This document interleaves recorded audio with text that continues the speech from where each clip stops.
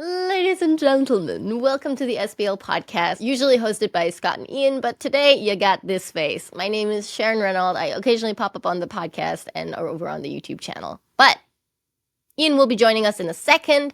We actually filmed this podcast last week when we were doing an IG live and we were answering people's burning questions all around bass, gear, and this crazy thing called the music biz. I'll let you get to that in a second. But first, a little bit of SBL housekeeping. Number one, we've got our usual mentor session running today, hosted by the great Todd Johnson, and he'll be talking about the Days of Wine and Roses, his melodic and rhythmic sequences part 2. And next week's mentor session will be run by Danny Moe, and he'll be talking about the Philly sound. And then we're running a super exciting challenge over on the SBL campus where you can set your intentions and outcomes in our super focused New Year's XYZ challenge. And then finally, and this is also how we'll segue very cleanly into our main meat of the podcast, today is the day where we launch a new program over on the SBL Academy, and you do have to be a member in order to join. It is called Live Class, and I won't tell you more about it right now because we're going to talk about it on the pod, but if you do want more information about it, head over to liveclassnow.com. I'm going to say that one more time because that's what people do apparently. liveclassnow.com. And now we will bring in Ian, and let's do this thing.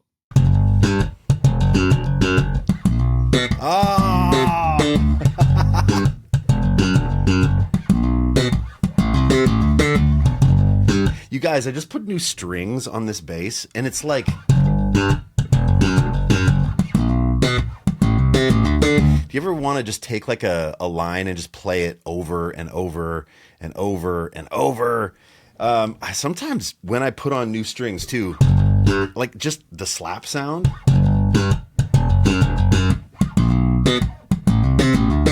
is really fun. My amp is behind me. I've got a different setup going on right now because we're actually doing this Instagram Live simultaneously with a podcast for the SBL Podcast, and my guest is the incredible Sharon Renold. Now, I can see Sharon right here, and she can see me, but you guys can't see Sharon yet. I'm going to invite her on in one sec. Yeah, and you guys, hi, how's it going? I will say this, you guys can ask any questions you want for me and Sharon in the question box. That will be the easiest way to see it as the chat kind of scrolls by. But we're going to talk about like bass and life and education and this new thing that we're doing at SBL and Sharon's experience at Berkeley, the pros, the cons. It's going to be amazing. So please ask your questions. And hey, if you want a chance to ask a question on the podcast, this is your chance. So hey, podcast, we're doing an Instagram Live at the same time. I'm going to actually invite Sharon on in one second. But hey, I'll answer a couple of questions right now if you guys want. Freezing Finland in the house. What's up? Stone Harbor, New Jersey, Los Angeles.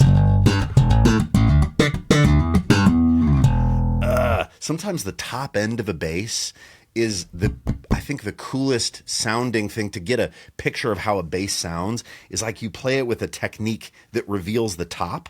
Sometimes like when you just play this way, it's hard to understand like how does this bass actually sound? But if you play it with a pick,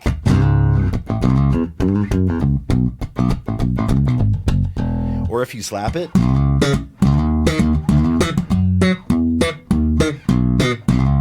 it's easier then to like get the character of the instrument to come out. Yeah. When is the slap bass accelerator coming back? This year, for sure. Well, Sharon, is that correct? I think so. Yeah. I think so. I think it's coming back this year for sure. What do I think of Yamaha basses? They're amazing. I have a couple of old BBs. Absolutely fantastic. Yeah, and honestly, I don't know how the bass sounds, you guys, because I have just an amp behind me. And it might sound kind of crazy because it's just coming from an amp straight in. Yeah. All right. Hey, I'm going to bring on Sharon Renold to the stream. Hey. Heck. What's going on? You got a bass in lap too today? I have a bass in lap too, but I don't have an amp in this room. I have an amp in the other room, but it is freezing. I didn't want to do the pod / live there. So here I am without an amp. But you can hear me, and people on the pod will be able to hear me. Absolutely. Yeah, you got that cool P bass. I love that bass. Yes. Vintage white? Vintage blonde? Yeah, because it's the 40-year anniversary Squire. That's right. And I'm still hearing you echoing from somewhere, but yeah, I think we can't really turn off the phones entirely because Instagram. Are you sure? Just do the volume all the way down. I did. It keeps going up. It does? Yeah, it keeps going up? Yeah, I hear myself from your end as well a little bit. So it's just a little bit. We're just going to have to deal with it. You know what, Sharon? Like the professionals we are, we're just going to have to deal with it. Ooh, somebody said, Ian, I love you, but is Sharon the most skilled player at SBL? Oh, absolutely not. Absolutely yes. Not. No. Absolutely yes. I would actually say, I mean, there's a lot of skilled players that, especially the IG account, do not know about, like Ben Walker. Oh, hell yeah. Jack's slowly sneaking in on the IG account. Jack's killer. On the SBL team. I mean, everyone on, basically everyone. We have a couple of sneaky guitarists and drummers that work at SBL. But everyone else, bassists. A lot of bassists, and they're all amazing. Well, that was a really nice way to get out of that one, Shaz. You got out of that one. Good job. No, Sharon's amazing, and it's so fun. It's so fun to get to do this. Happy New Year. Before we dive into this, do you have any, do you do New Year's resolutions? Do you think they're totally crap? Did you do some? Have you stuck with them? Have you bailed? Give me your take on New Year's resolution and what's going on with you this year. For a second there, I had one, which was I have to sit and try to write music at least once a day, even if it's just 10 minutes. I have failed, what is today? The 5th? I have failed 3 out of 5 days. It's not going well. I don't usually make resolutions because I know myself and it's not going to go well. And then if I do make a resolution and I fail it, I feel like I can't pick it up until next year. So I prefer to not do one. That way I can pick it up without shame. I like that. Just set your expectations really low. Yes. Don't make the resolution. Listen, it can only go upward if you start at rock bottom. That's so true. I feel like I've always done the resolution thing, but I don't tell anybody about it. I don't post about it, or I don't even really let myself, it sort of creeps in at the very end of the year of oh yeah, I should probably be better at doing that. Maybe I'll make that a resolution, but I don't say it because what kind of idiot am I? Say it and then I don't do it and then, Exactly. Expectations low.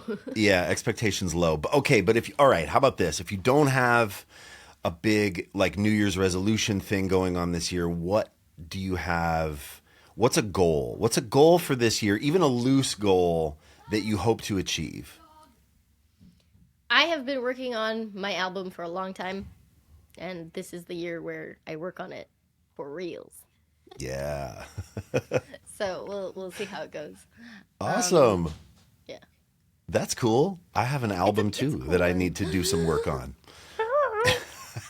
Yeah. I want to hear more about this. Oh, well, I've talked about it before on the podcast, but it's it's just, for me, I have this sound in my head that I've had for a long time and I need to get it out. It's a cross between vaporwave electronic production and then that kind of Montana sound, spring reverb and tremolo. So it's electronic beats and production that sounds sort of dangerous with that kind of dusty spaghetti Western Quentin Tarantino thing on the top. That's I hear it. I hear the whole world inside my head, and it's a fun world to hear. And I'm excited to finally get it out. Yeah. That is so cool. Oh, yeah. Someone says theirs is to finish the Technique Accelerator. You got this. You absolutely got this. Mine, I should be also to finish the Technique Accelerator. Yeah, you guys, what are some of your on Instagram here? What are some of your resolutions or even just goals? They don't have to be resolutions. I see bass. Somebody. What's that? Someone says play more bass. Oh yeah, I agree. Same, man. Ooh, and then Morocco saying play Pastorius line. I wonder which one that is. There's a lot of great Pastorius lines. Are you talking about doing portrait? That's such a freaking beast. I feel like I come back and work on that thing a couple times a year, every year. And it's always like, if I don't work on it all the time, it just, the rust, just the barnacles start to grow, you know? Yeah. And we've got a bunch of questions, Sharon, in the question box. Oh, here we go. Yeah. Do you want to pull one of those up? We can answer a couple of questions. Ha! I really like this one. Ian, when are you sending... Oh, this is from Andy Baxter. It's even better. Okay. Andy Baxter. What's up, Andy Baxter? When are you sending him one of those Lull basses? That's a good question. My God. Hopefully soon. I mean, we just do these in small batches, so there actually aren't like a ton of them out there because we've just done runs, so it's not like a made-to-order bass. This is a Mike Lull IMA4. This was one from the first batch. And I think there's only one other purple one, or Fire Mist Lavender, if I want to get the marketing language correct, the color language. Yeah, there's only one other of these, but then there's other colors as well. But hopefully, Andy, we'll make a few more this year. I know that we are making a few more this year, so we'll see if we can get one over to you. That'd be pretty cool. Yeah. There's another one. Are you and Scott, I'm assuming they mean you, Ian, planning on... I doubt it. I don't think there's anything that I've done with... Oh, we did the London shoot where I was with Scott. But I do a lot of stuff with Scott. Maybe my New Year's resolution should be to do more stuff with Scott. Do more stuff with Scott? I think that could be arranged. Jazz fusion video. Yeah, absolutely. I would love to watch that video. I don't want to make that video, so that's on you. My pants making that's that video on you next for sure. to Scott. Oh, yeah. Okay, are you and Scott, Ian, planning on going on the road? Would be good to see a bass workshop tour. We are not going on the road anytime soon as far as I'm aware of, but you and I are going to be somewhere very soon. We are. That is true. Yeah, Sharon and I are going on the road. We're going to be at the NAMM show in Los Angeles. Yeah. Oh, I mean, and so if anybody's at NAMM, we're going to be walking around, hanging out. So if you're at NAMM, please come say hi. We love talking to you. We love seeing you. It's so fun. That show, actually, my first time ever was last year. And was that your first time too, Sharon? It was my first time as well, yeah. Yes. So it was like we were totally like NAMM noobs walking around, like just like tourists, like just like wide-eyed and like, oh, this is awesome. And it was awesome. And what's up? I see Mr. Spencer Lull in the chat as well. What's up, dude? We're going to see you. We're going to see you and Maddie at NAMM. That's going to be super fun. But yeah, please, guys, if you're at NAMM, come say hi. It's going to be a blast. I don't know. I mean, you never know. I might even bring this bass. You never know. I might. We'll see. We'll see how it goes. I think you should. Yeah, I think I should too. We'll see. Play a Jocko riff real quick for my ADHD. Okay, how about this one? How about I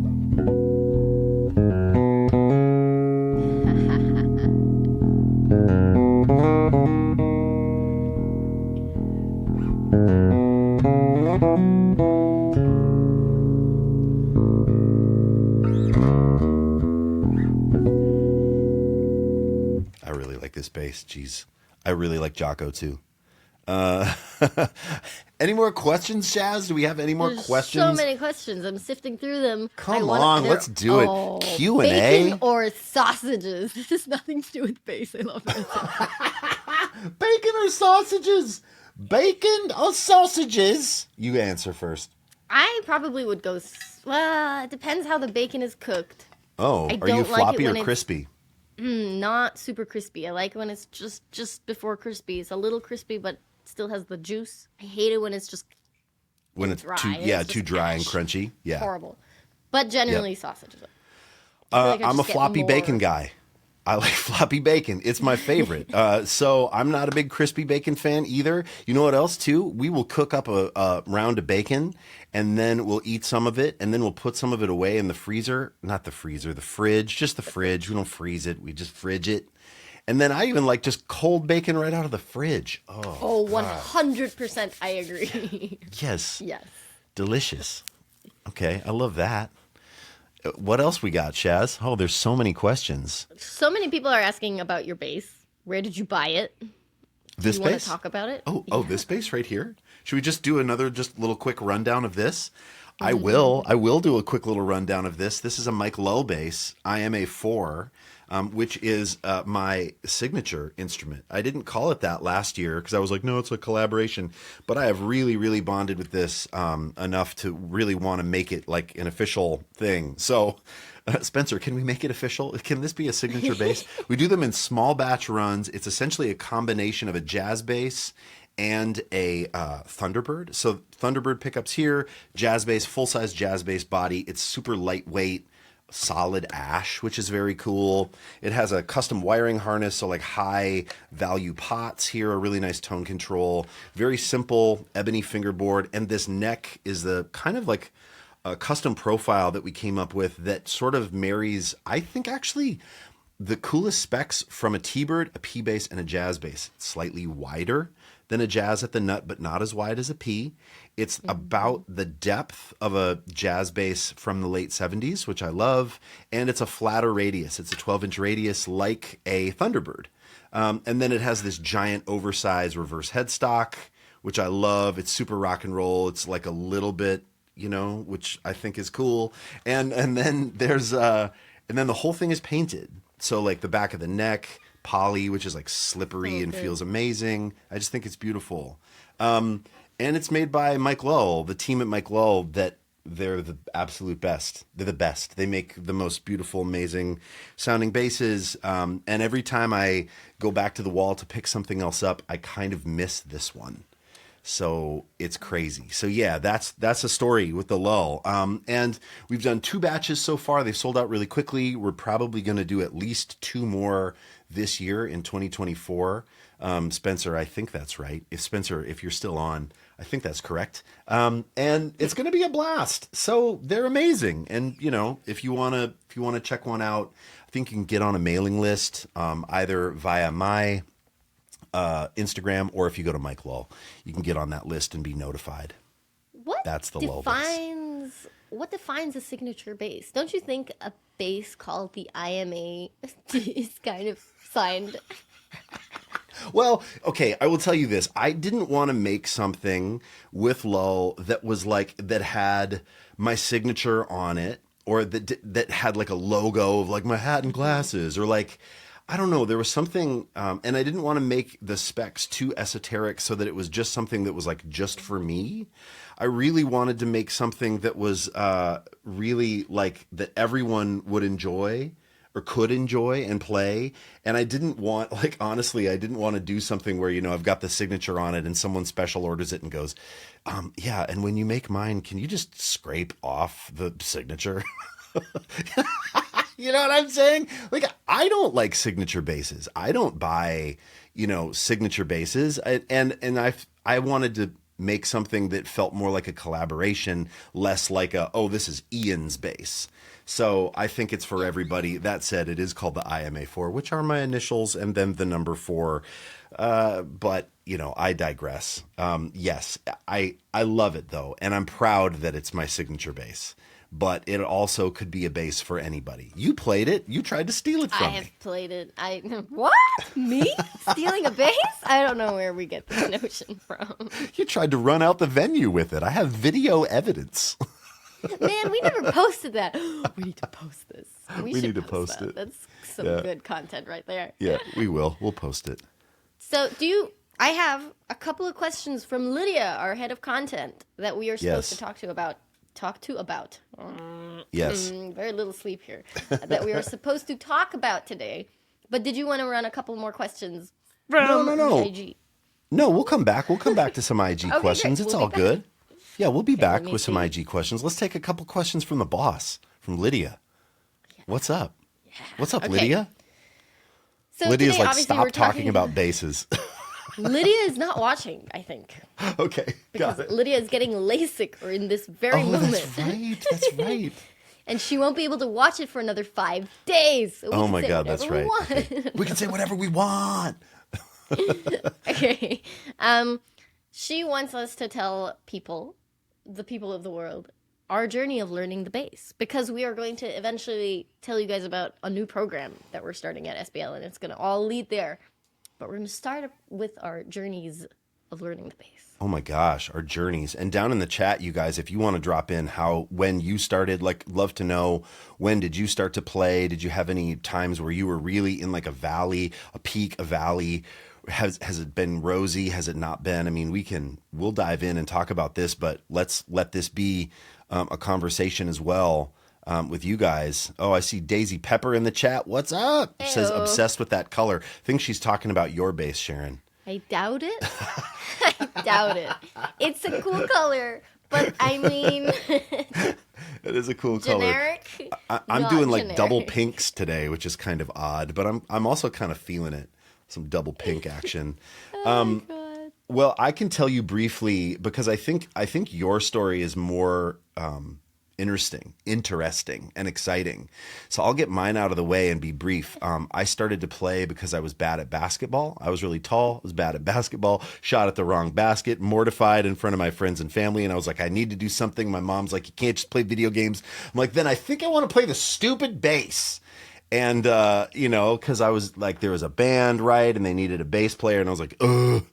But I had some people in my family that were bass players. I have a cousin named Harrison and an uncle named Roman, awesome bass players, killing bass players. And they still play, and they were really influential to me.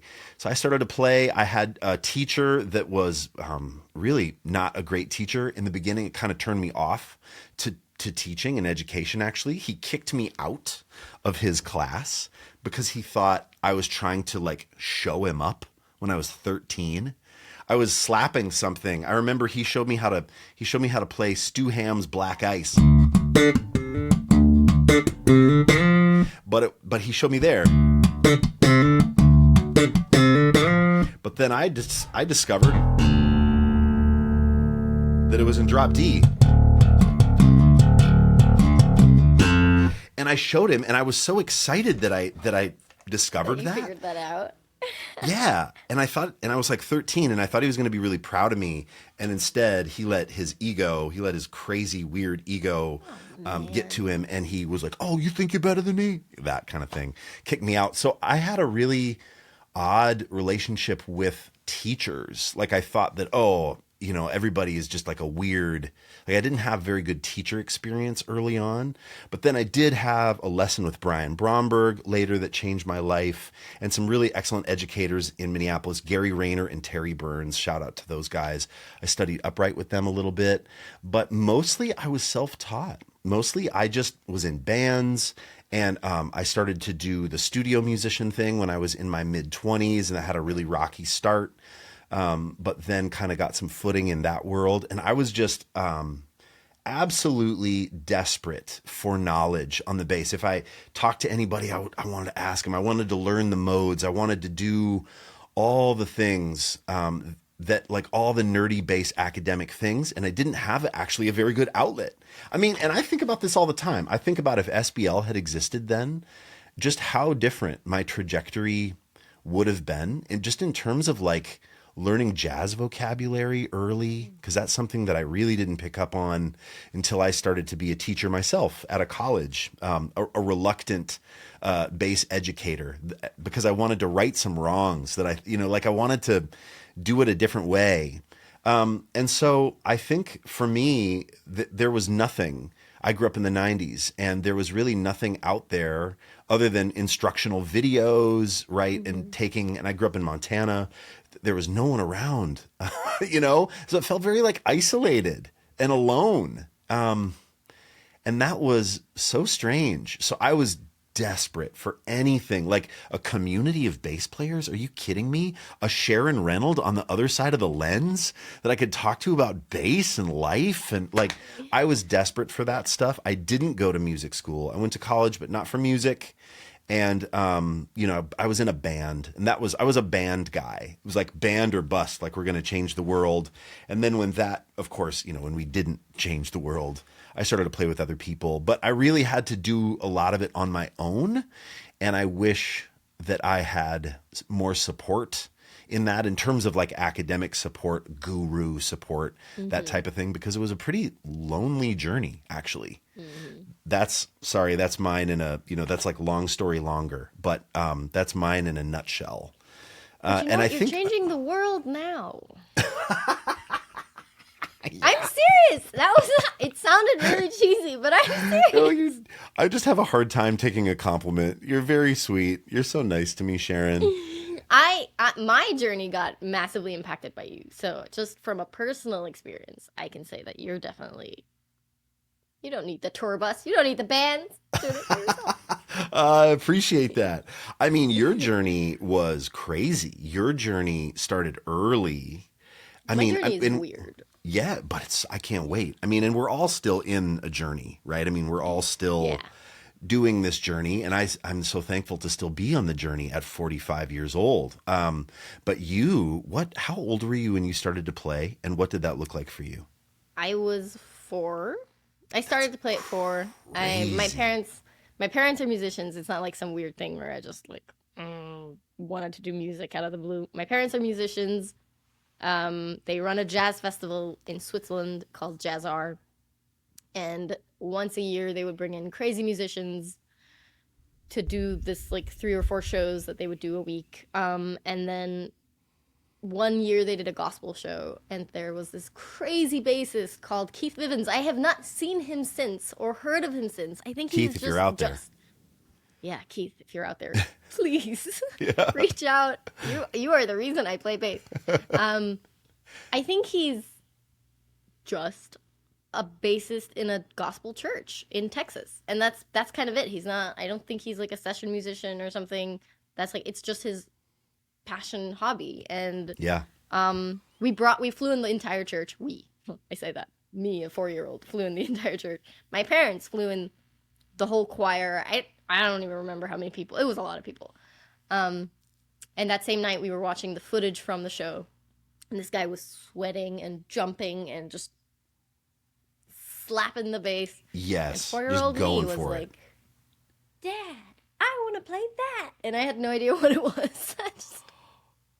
And as a musician dad, obviously, he's like, my 4-year-old daughter wants to play the bass. Oh, so yeah. You were the golden child at that moment. Yeah. Yes, because like how adorable, and it's also it's like you're young, you're a girl, and those two things, especially right? Back then. I mean, that was like 2001, like rarer. It's getting more and more. For sure. More and more hip for girls to play bass, so it's really cool. But back then, it was definitely not as common. Yeah, just not as common, right? Yeah. So that was And he had a bass built for you, right? He had a bass built for me. It's like the size of a tennis racket. It's lighter than a tennis racket, and it plays amazingly. It's this really cool instrument, and I just got it set up for the first time in 20-something years, and it still sounds great. Do you have it close by? It's in the other room. It's not okay. close. Okay. It's so maybe at some point cool, if you though. do like you need to do a monologue, and I'll just like sneak off. Okay. Yeah. When I start to just go on and on, just like headphones down, just run away real quick. Yeah. But you have these musician parents that were hugely influential. Like you said, they run this jazz program in Switzerland, and they were both Berkeley alum, right?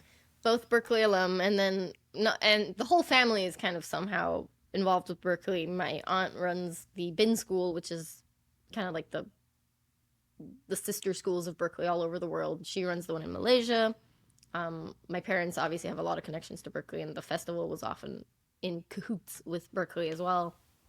And then my cousins went there as well. Lydia, our content creator / my sister, also went to Berkeley. It's a lot of Berkeley. Yes. Went to Berkeley a while back, 8-9 years ago. Graduated 2018, and then stopped playing the bass. I know, that's right. Which is a really weird, this is like my story. Yeah, just right. Yeah, you went so high, right? And then just like, because when I met you, I didn't even know at first that you were a bass player. I just thought that you were a video editor. I mean, I I was don't mean closet bass just a player. video Like, editor, poor but I didn't even know right away that you were a musician. And then Scott sent this reel of you playing with the Berkeley Indian Music Ensemble, and I'm like, oh, you're playing this insane 6-string Warwick and singing at the same time like a beast. And I'm like, oh, but that's not the Sharon that I knew, you know? Like I was like, oh, Sharon, are you like an absolute monster? And you were like, nah, I just want to play video games and edit video and it's all good. And I'm like, oh, okay. Why, like what brought you to the drop? Like what brought you to, I don't know if it was rock bottom. I don't want to call it that for you, but like what brought you down there?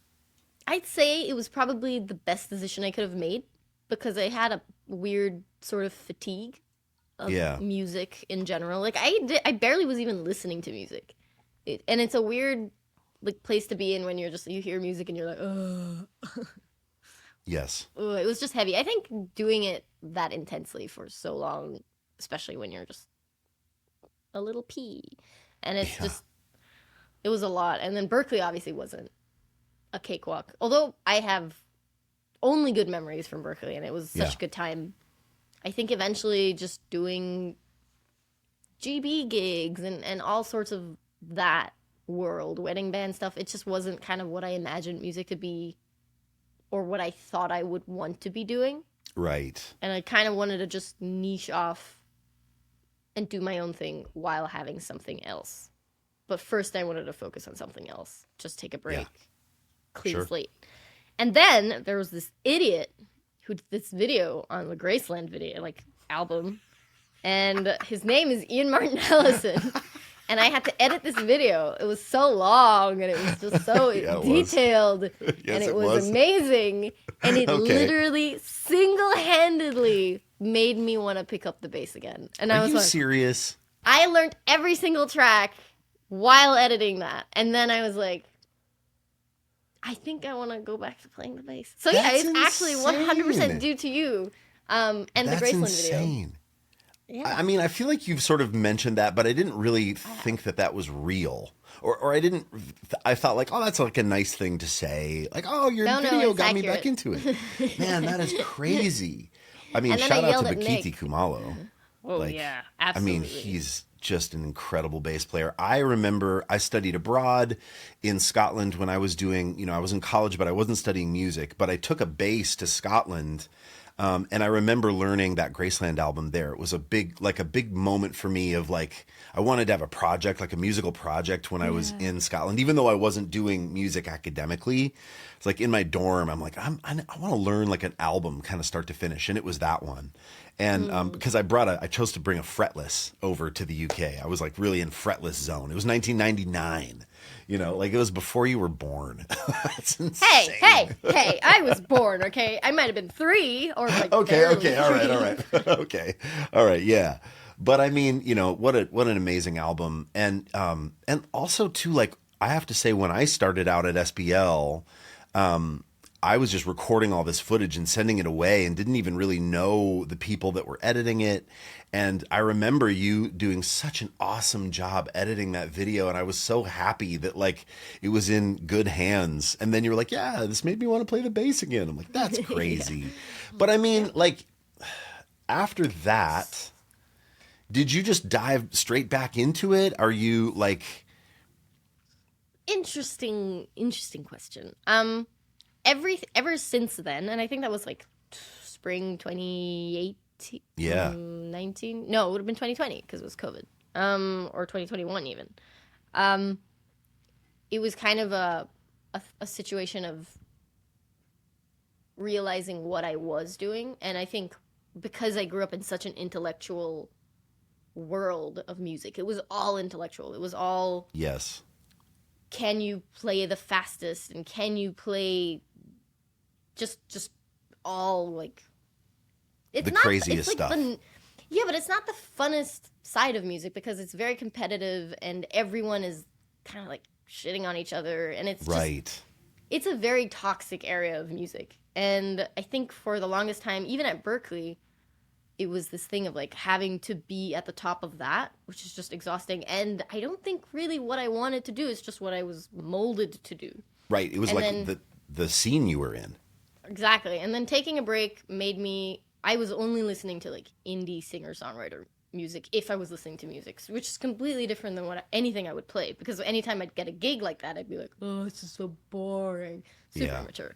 And then a part of like, in general, all of your videos, starting with the Graceland video, which was the first one I think that I got to edit, were just, they were honing in on the amazingness of a simple bass line and like how to get the tone and and it just kind of suddenly was like, I don't care about the speed anymore. I love that he can sound exactly like that and he's having so much joy. Like, you are so happy when you do that. And it's not a facade that you see on YouTube and then like 30 seconds later it's Ian like, ugh.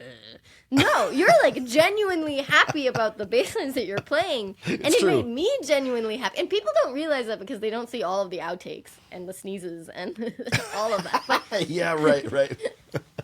but it's like, I think that kind of was really infectious where I wanted to no longer do the shred exclusively. I still find joy in the shred if it sounds nice and there's something cool that I get to do with a tone or something, or sometimes it's just a challenge. It's like, that's faster than what I'm usually used to. Let's see if I can push myself to that.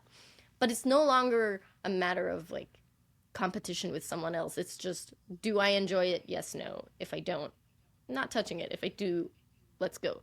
And I've just been able to listen to simple music. I say that very generously. It's not simple.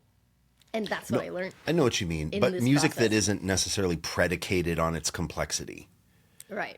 Yes. That it doesn't derive worth from its complexity. And I'm probably still on that journey. I know we're doing a bunch of stuff with the Indian ensemble right now, and I'm going through this like identity crisis of like, do I still want to do this music? I love the people. I love playing the music while I'm at it.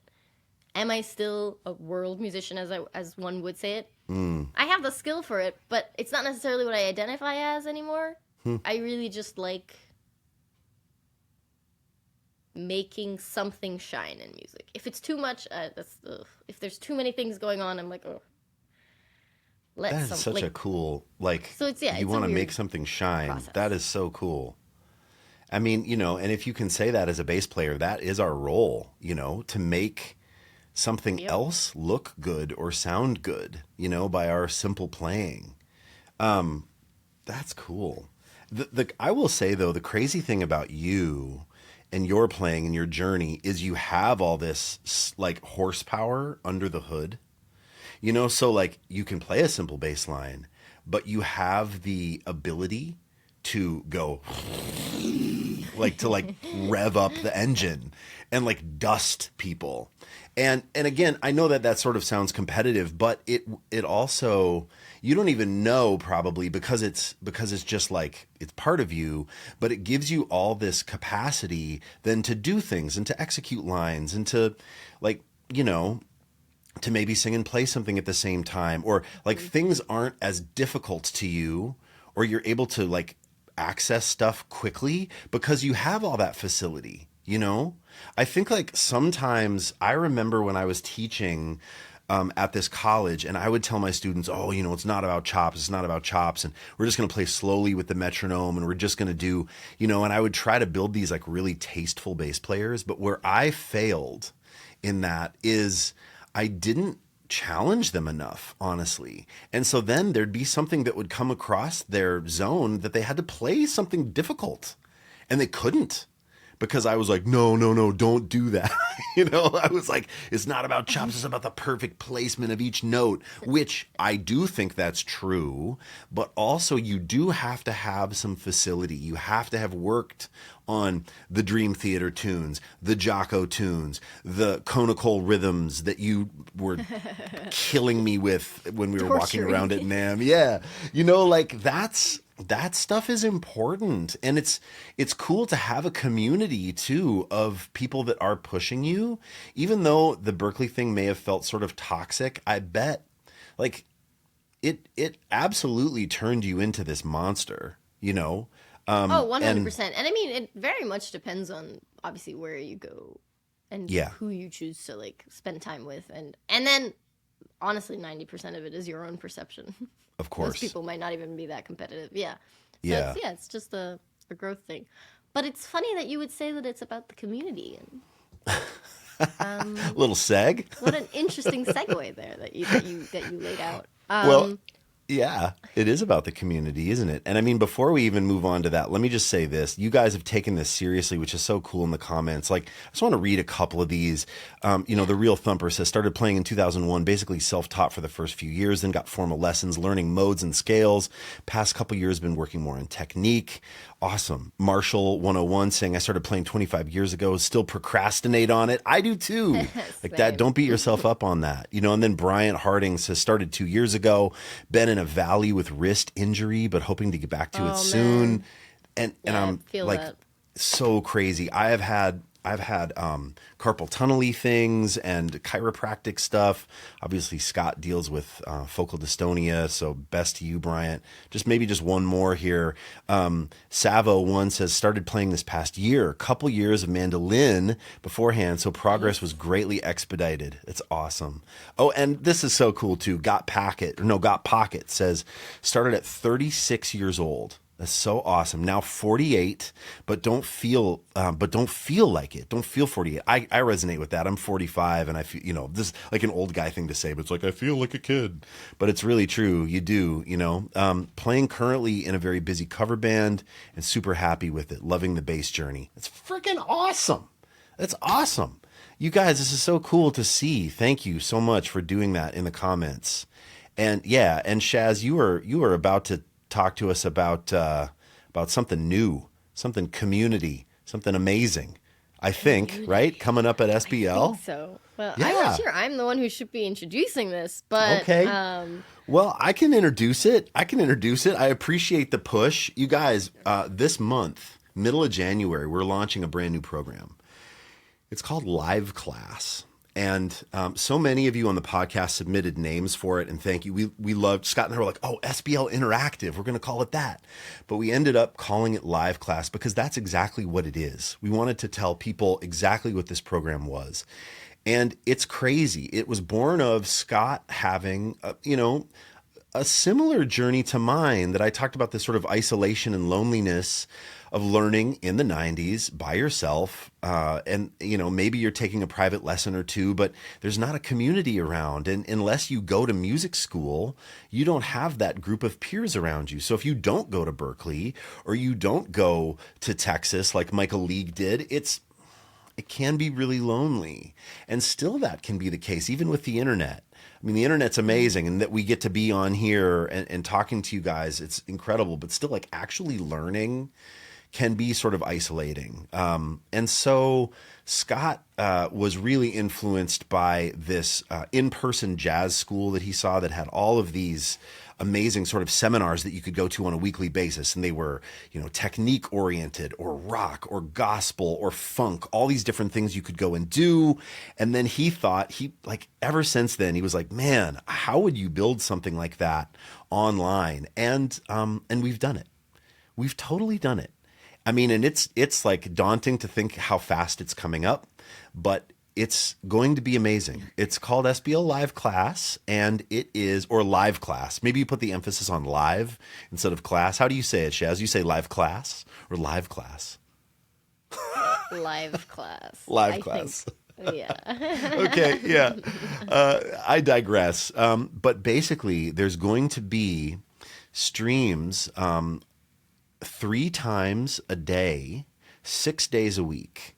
So I think we're going Monday through Saturday, and they cover a crazy wide variety of things. So off the top of my head, there's going to be funk with Ian King, who is like an incredible West End, like monster London bass player. There's going to be... I've got a schedule for you here if you want. Oh, you do? Oh my God. Will you read us the schedule? Okay, I hope this is up to date. This is still, again, we're launching in 2 weeks, out in the breeze. so we're still working on it. Okay, Let's go. Here we go.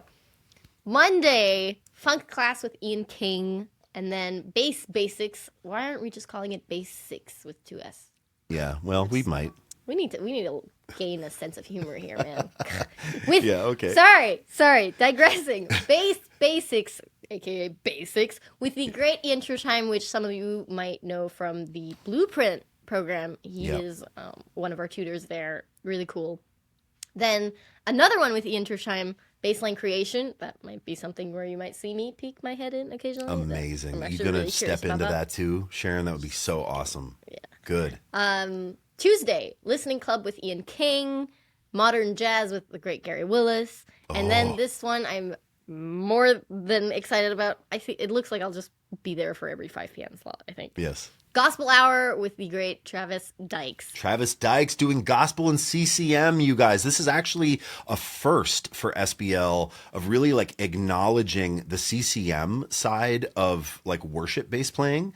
So we've had Andrew Goucher in before talking about gospel. We've had Sheree Reed talking about like that sort of American Black gospel church tradition, but we've never really acknowledged the CCM side as well. And Travis is going to do both. He's going to talk about gospel and CCM, which for I know a lot of you out there that play at church, that will be huge and like really a first for SBL. So I'm really excited about that. Yeah. Also, we're going to be posting a little bit more in detail like what exactly each class will kind of like be about in the next couple of weeks leading up and as it goes. So stay tuned. Make sure you follow us on Instagram. If you're not following us on Instagram, subscribe. Yeah. And then, woo! Okay, next, Wednesday, Daisy Pepper, who I believe was here. Yeah, I wonder if earlier. Daisy's still on. Daisy's so sick. If you're here, I'm so glad. Shout out. Yeah, shout out to Daisy's Daisy, gonna be with man. us. Mm-hmm. And she's doing rock. Group.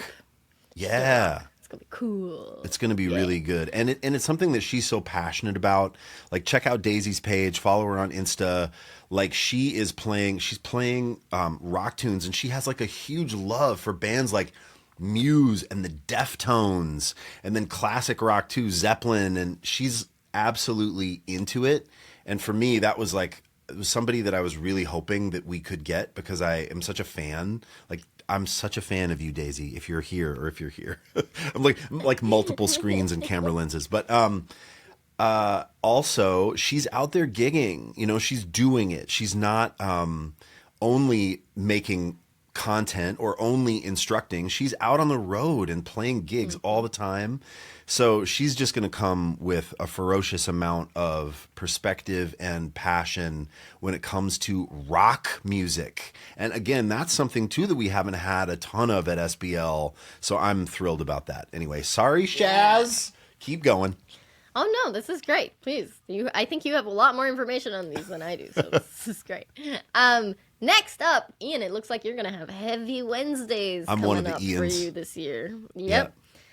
Ian Allison, whom some of you might know, maybe. Hi guys. He will be doing 2 sessions, guided practice. Yes. And this is I'm so glad we're finally doing one of these. The gear deep dive. Yeah. So, I'll speak to gear briefly. Obviously, I don't know about you, but whenever I would get a bass player magazine in the mail, I'm old, right? That's my only connection. And I always wanted to know what people were playing. And now it's everywhere. I know you see gear everywhere, but I'm such a fan of companies and people that make really incredible products. I think I'm always blown away by there's like a group of people that make this bass and consider every single crazy small little detail. And I want to lift up those people and those companies and talk about how I use gear to inspire myself or to promote creativity. Like, gear to me is meaningless if it doesn't inspire something in me. I mean, yeah, I got some pedals on the shelves that are really beautiful to look at, but every single piece of gear that you see either behind me or in my lap or that I'm using is something that I really value in terms of inspiring creativity and inspiring me to make an interesting sound. So I can't wait to do that. And the guided practice thing, We'll see where that goes, but I'm really excited. Like as Sharon said, I love simple bass lines.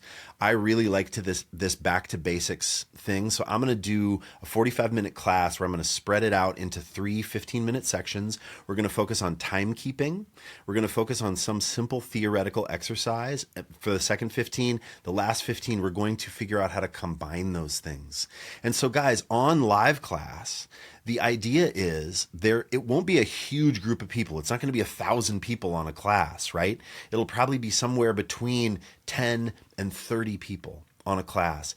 And then, so everyone will have an opportunity. Like if we're doing a guided practice session and at the end of it, someone has something they'd like to share, you can. Or if you want to ask me a question, if you're going through it and we're playing, a simple scale form and someone is like, hey, what's the correct finger to use here? You get to ask me that question. Or if you're on a stream with Daisy and she's like playing some amazing Muse tune and you're like, oh, can you slow that down? You can actually raise your hand. It's not like Mentors where it's just a chat on the other side. If you've ever been a part of the SBL Mentors program, it is way more interactive. You get to actually raise your hand in the Zoom meeting and say, hey, I have a question. And the teacher will address your question, which is very cool. So that's what I'm going to be doing too in guided practice. I'm going to take you through how I structure a practice session. We're going to do it together. So it'll be like a workout. You'll show up with your bass, headband on, dude, just like wrist, like sweat, because we're going to work it out. We're going to work it out.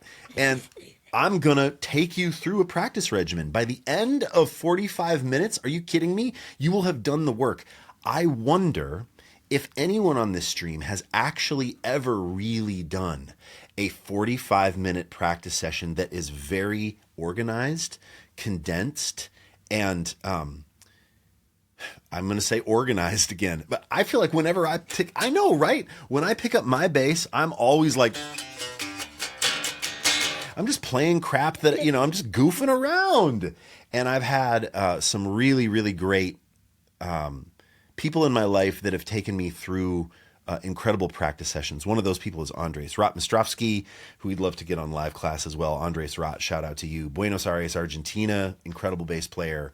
But he was really inspirational to me with this guided practice thing. And so this is a borrowed concept from a lot of educators, but it is really going to, if you do it, if you commit to it and you show up, you will get better. At the end of 45 minutes, you will have increased your timekeeping skills, you will have increased your theoretical skills, and you will have increased your improv skills, because we're going to put those things together and make a bass line at the end. So that's my spiel for my class, guided practice, which maybe I need to come up with a snazzier name. Maybe I need to come up with like a, I don't know, a more like jazz hands name for it. But right now it's called guided practice.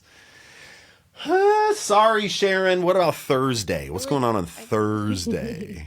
I'm still trying to think of a snazzier name. I'll have one. Okay, It'll be like, like HIT exercise, but like something. Oh yeah, right. Yeah. Like a hills, intervals, and whatever high that is. High intensity bass. Hib. Something. Hib. Hib. We'll work on it. We'll work on it. Not there yet. See, we got 2 more weeks, guys. All right, Thursday, the man, the myth, the legend, Scott Devine will be teaching the Technique Dojo. So anything, he is the master of technique. Let's face it. None of us can not just does he know how to do it all, but he knows how to explain it to you, and he knows how to break it down, because he has spent his entire life figuring out how to convey this to people, which is just, hats off. I can't do that. It's incredible. Yes, he's amazing at technique. And it's one of, and again, we chose people, we chose Scott for this, because it's all the things, we are forcing Scott. It's all the things that these educators are passionate about, right? So like throwing somebody into teaching a technique course that isn't passionate about it, no. Every single slot, you're talking Gary Willis in advanced jazz, you're talking about me with gear, you're talking about Scott Devine with technique. Like it's all the right spots for people. So Scott's going to be doing that weekly, you kidding me? It's crazy. You get access to him, actually, like that I think about it. And like it's his favorite thing in the world, teaching technique and talking about technique. So Savo 1 has just given you the base, the name for your class. And what it's is going to it? be Yaba, and it is Ian Allison's bass aerobics. Bass aerobics. 1, 5, 6, 7, 8. We're just gonna get into it. It's gonna be amazing. I'm gonna go like John McEnroe with like headband and like tank top, and I'll be like, work it out, work it out. I promise I won't do that to you guys. Man, fine. I'll just Let's go. Gear deep dive. All right, next we need to get through this list. I know. Todd Johnson's jazz workout. Yes, we have 2 jazz classes. Classes. What are we yes. referring to these classes? All right, Gary Willis and Todd Johnson, Tuesdays and Thursdays. Very cool. Jazz workout. Maybe he'll also be showing up with a headband. Maybe he will. Well, and Gary is going to be teaching maybe more of like an advanced jazz class, whereas Todd is going to be teaching. It might get advanced, but it will also be catered to more people who feel maybe like jazz is this mountain that they can't climb, and Todd will absolutely help you climb it. Todd is a monster educator and such a wonderful guy, like very like clear and encouraging, and can break things down very simply. So if you feel like, ooh, I don't want to step into a class with Gary Willis, you should, but you should maybe jump in with Todd first, because he will absolutely sort you out with jazz. It's cool. Hell yeah. Then this is my favorite class because I love transcription. Transcription Club with our very own head of education, Eric Wills. He's the man behind all of the courses that you see on SBL. That's right. He runs those, produces those. You get to meet him now. He's going to be there. And are you going to ever do some transcription, Shaz? I don't know, man. Maybe if he ever needs a sub, I'll just... I'll tell you what, Sharon is just good at too many things. That's the problem, Shaz. You're just good at too many things. So you're spread out all over this company doing all the cool stuff. And, I'm like, could we get Sharon to do this? Could we get Sharon? Like, Sharon's like, yeah, do you have a cloning device? Like, can we make another couple copies of me, hey? So that I can dig into all this cool stuff? I just want you a part of it, but I know you got other things to do. Full Minnesota there for a second. Yeah. All right, we'll get through Friday. We got this. Okay, we got it. Motown Friday with the great Danny Mo Morris. Oh my and God. then Rhythmic Groove Boot Camp with Steve Jenkins. And then finally, and this is, I think, might be a first for us, Upright Hour with Katie Thoreau. Thank you. I mean, read that Friday again. Who do we got? That's crazy. Danny Mo Morris, Motown Friday, Rhythm and Groove Boot Camp with Steve Jenkins, and Upright Hour with Katie Thoreau. Whoa, you have balloons. I don't know. I did this and balloons went up on my, I mean, it was appropriate. It's very celebratory. I don't know. Like I was counting though. It's 1, 2, but yeah, you guys, that's crazy. Danny Mo from Berkeley, killing bass player. Steve Jenkins, who's played with like Vernon Reid from Living Colour. Tony McAlpine, an incredible bass player, doing a rhythm workshop. That's amazing. And Katie Thoreau on Upright.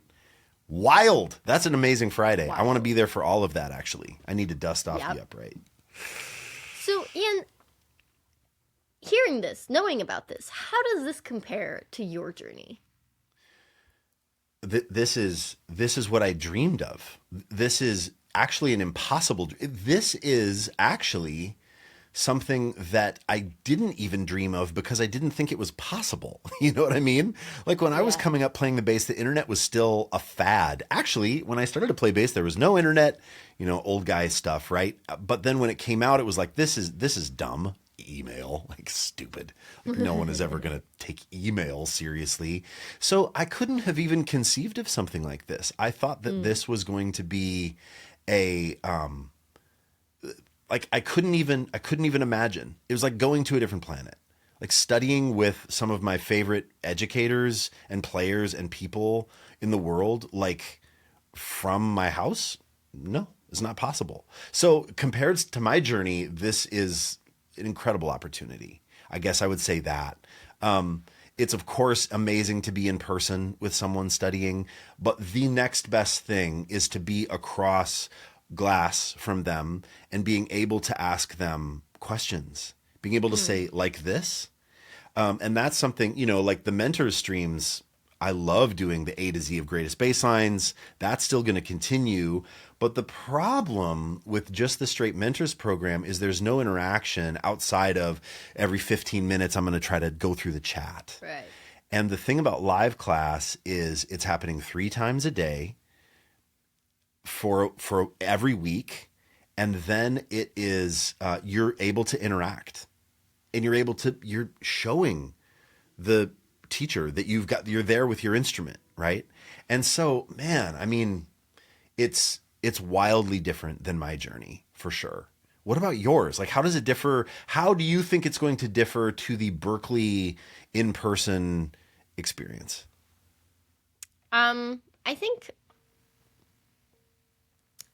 I'm not sure it can replace something like an in-person college necessarily. I think it can help you get there though. Like, I know growing up, my dream was to like attend a music high school, but we don't have those back in Switzerland. It's just dry high school. And if you have a music lesson, it's like basics, just this is a quarter note, and now let's sing the national hymn. Like, it's like really, I'm not even joking, we did that. But that was kind of like, that's the extent of music class for a lot of it, unless you like major in it and whatnot. But then at that point, it's not the same. And I was looking into high schools here because I had internet growing up because I'm a baby. Yeah. And I would see like there are like high school programs that are just music that you don't have to do a lot of the other crap because you're like creatively inclined in some way or another. And I was always really jealous of that. And I think for me, my dream would have probably been to like, I would just have been poking my parents like, hey, can I just please have this? Because then I can go to school, I can do my thing, but I have like this schedule that I can attend of just crazy bass classes, which is wild. That's all I ever wanted. I know. And then obviously I went to Berkeley, but I feel like I would have had so much more foundation before even getting to something like Berkeley. If I just attend something like that, maybe I don't need to go to Berkeley. Obviously, there's like different things about Berkeley, which is connections and the things that you hear about, like the facilities.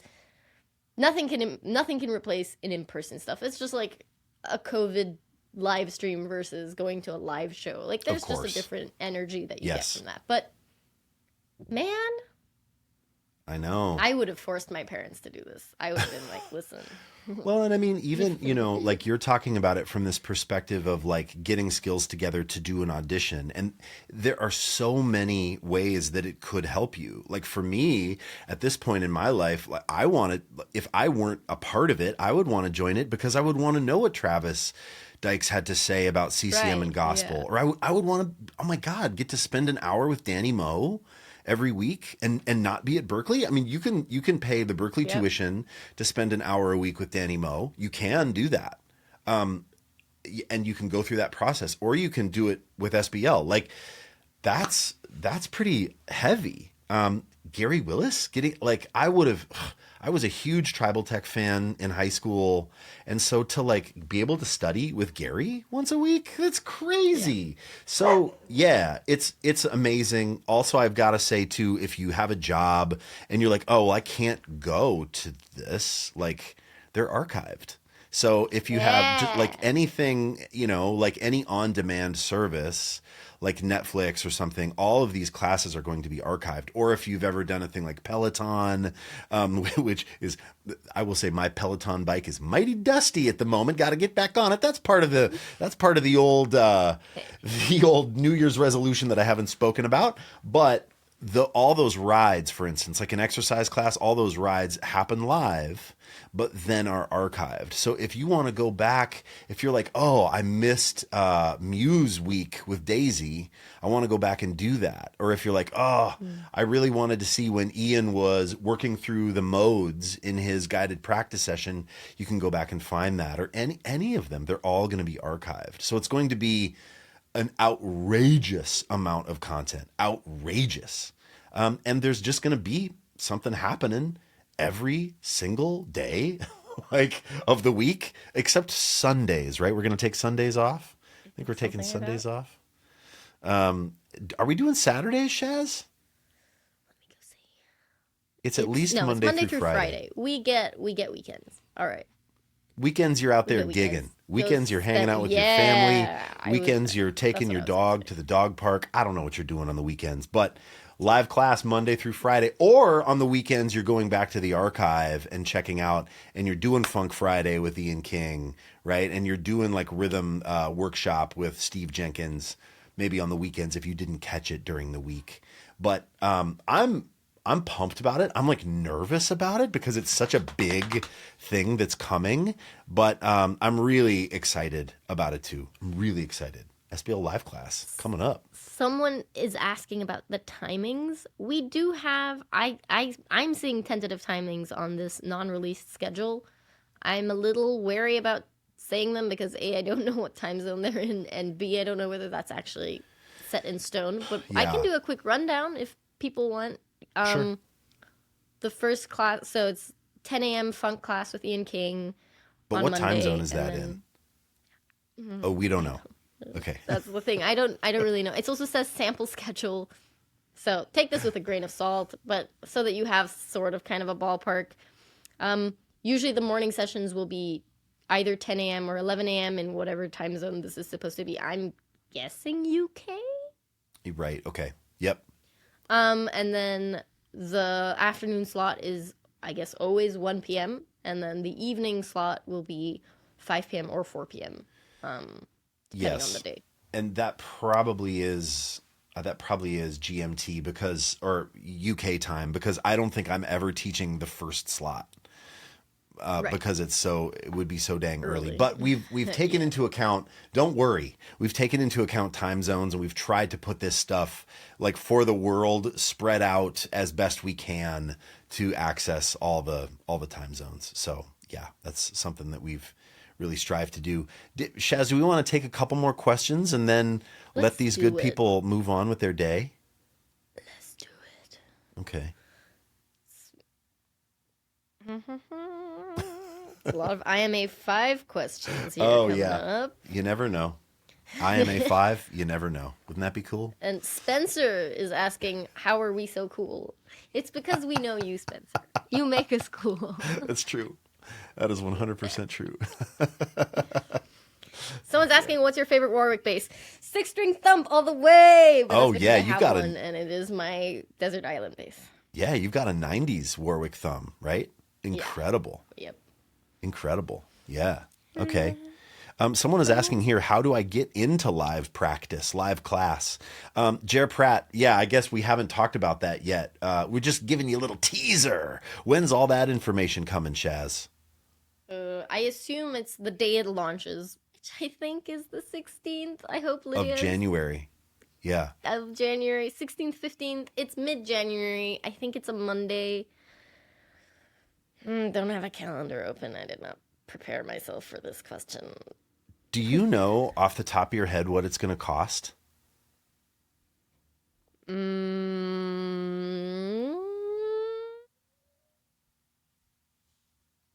I think for existing...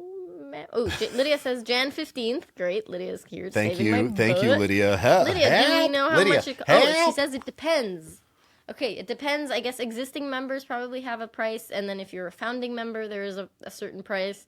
And then I think that, I don't know how long, I guess the founding member price is locked in for the first run that we do, which I think is 3 weeks, 6 weeks. I think it's actually, no, the founding member price is locked in for the whole time you just stay. I don't want to misquote it though. If you join within those first couple of weeks, the first time we launch live class, then you're a founding member.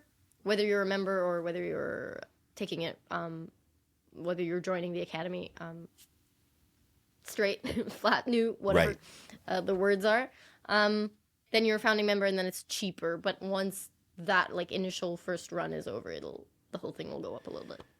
I don't want to say numbers because I don't want to be wrong, but it's so much less money than it should be. Like, I remember like It is working on not this Berkeley stuff. tuition. Yes. Yeah, and I was like, well, what's it cost to go to Berkeley? I mean, we were talking about this. What's a year of Berkeley cost? With housing 74,000, without Yeah. housing 50 something. Yeah. Yeah. So even if you're not thinking about housing, right, it's like 50 grand or whatever to go to Berkeley. And this is going to be A fraction. a lot less money than that. A massive fraction of that. Yeah. Yeah, I can say that it's going to be under $1,000. I'm going to say that. I'll just say that. And then depending on where you are, if you're an existing member, if you get in early or whatever, there's different price breaks, but it'll be under I think $1,000 you're right. For a year. I think you're right. And it's funny because when Scott was telling me like, oh, the founding member price and stuff, that I just don't want to misquote and get wrong, but it's in the hundreds of dollars. I was like, that's too cheap. Is it $4.99? Founding member price? $4.99. I think it's $4.99. I did the sales video. I should know this. Yeah. I mean, that's wild. $4.99 a year, if you get in early. And so it's going to launch on the 15th of January. And if you want to get in at that price, it's crazy. It's, I mean, the amount of work that we're doing for it and the amount of people involved and what it takes to do it and the amount of content that you get, it's wild. So I would recommend it to absolutely anybody, because there's going to be something for everyone. And even if you're not taking all 3 classes every day, can you imagine? Like if you're like, this is what I'm going to do with my life. You could do that. But imagine like how it is going to feel to get in there and to be able to ask questions, be around your fellow bass players, be on calls with the best bass educators in the world. It's going to be amazing. And I can't freaking wait. So, yeah. Live class coming middle of the month. Amazing. Sharon, one last question before we roll. How about one more? Can we take one? Someone asked, what's my dog's name? It's Jerry. Kidding. Someone did ask that, but that is not the final question. We'll not go out with that, but I really needed to answer it. I love it. Like, you pick one. I've been picking Okay. Yeah. I'll pick one. I will pick one. How about this? This is fun. What to think about how about this? We'll pivot to a little bit of gear. What to think about when buying your next bass? I can't decide. This is a great question. And I think it's just all about the context of what you do. If you're going to buy an instrument or you're going to buy any piece of gear, I think it's about looking at what you do and really deciding what you need in your life. So if you're playing at church and your sound person has been like, hey, your bass is noisy, you need to think about, getting it shielded or getting an instrument that maybe is really nice and quiet on those big stages. Or if you're playing with a rock band and you're like, I need something to like get gritty, or like maybe you're thinking about a distortion pedal. I think specifically with basses, I think depending on what you have, you just look at like, are you being asked to do things that you can't really do? Like if you're a rock bass player, this is my journey. I was like a rock bass player, bright strings, round wounds with a pick and distortion. And then when I started to play sessions, people were asking for thumpier sounds like Hofner, short scale, flat wound. Right. So like, and Sharon, you were in more of like, you're playing 6 strings and you had that ding wall that you stole from me. And right. And then finally there was a time where you're like, oh, I need a P bass, and you got a P bass and you put flats on it for a while. Does it have rounds on it now? Yes. Yeah, that's cool. I mean, it's all good. You can put the flats back on. We'll go back to the flats soon. But I Yeah. got a fretless coming, so maybe I won't need flats. Right. And it's like, so you sort of filled this spot in your arsenal of, well, I need this sort of sound to do this piece of content or to make this video or to do this recording. So I think, for everybody it's the same, but there's not, like, I remember reading in Bass Player magazine this thing years ago of like, every bass player needs to have a 5-string and a P bass and a Music Man. And that's not necessarily true. It just depends on what the gigs you play, I feel like just yesterday you were saying everyone should have a short scale. Well, I mean, I guess I do sort of think that, but again, it just depends on what you do. I just want everyone to experience what a short scale is like. They're so cool. Notes on the D and G strings still sound like bass. Like, it's so different to a long scale or extended range 5 or 6 string bass. It's the opposite. And it's just cool to have that in your knowledge and in your arsenal. But if you're never playing music that requires you to sound like Carol Kay or Justin Meldal Johnson or something, then yeah, maybe a short scale is not for you. But I find that when I'm thinking about another instrument, it needs to fill like a sonic spot. I'm like, oh, I would love to have that like what are you short. missing? Yeah, what are you missing? It's like, what do you find yourself saying, I wish I had the most? And then that's probably your next base. Exactly. Yeah, it's a good call. Miss Renold, you're the best. Thank you for doing this. I mean, right back at you. Thank you for doing this. Yeah. And guys, hopefully we'll see you at live class. We're going to be talking about it a bunch more here on Instagram, and I assume so on the podcast as well. I'm excited. I'm excited too. I'm probably going to be there for a bunch of these. And hopefully if if Eric ever gets sick, I will jump in for a subscription course. I can't freaking wait. And I can't wait for some of the teachers to ask me to sub their classes too. If you're out there and you're like Daisy, if you need to be on the road and you're like, can you take rock class for a bit? I'll be like, hell yeah. I'm going to be pumped. Are you though, for 10 a.m. UK time? Are you going to be pumped? We'll see. We'll see. Also, guys, if any of you come out to NAMM, Sharon and I are going to be pounding that pavement. We're going to be walking around, hanging out. We're going to be drinking coffees. She's going to be trying to get me to sing out, tap out conical rhythms, and I'm going to be saying no. Sharon's going to pick up a beautiful custom fretless bass. I might be hanging out a little bit with at the Trickfish and Mike Lull booth. I might do a little something with Spectre, but we're going to be there repping SBL. It's going to be a blast. So please come and say hi to us. Friday and Saturday. That's a good call. Friday and Saturday. We will be there. Say hi. If you see us, jump us. Well, gently. You said it. I didn't. All good. Got out of that one. All right. I'll be standing behind you. If they jump you, it's less of an issue because, I mean, good luck. You're just going to bounce right off. He's huge. A tall drink of water, you guys. Tall drink of water. All right. Hey. You'll see him from a mile away. You'll just see his head. All happy, like a dog. He's going to be like... Just know that whenever someone meets me that knows me just like online, the first thing they always say is, you're so much taller than I thought you'd be. And I can never say the inverse. I can never say, oh my gosh, you're so much shorter than I thought you'd be. But sometimes I think it. You must have thought it with both Lydia and I. Like, no question. You guys are petite, indeed. Yes. But you can't say that as a big, tall dude. You can't be like, oh my God, you're so much shorter than I thought you'd be. Like, you can't say that. Like, you can't even go like, oh, you're so petite. It's like, no, that doesn't work.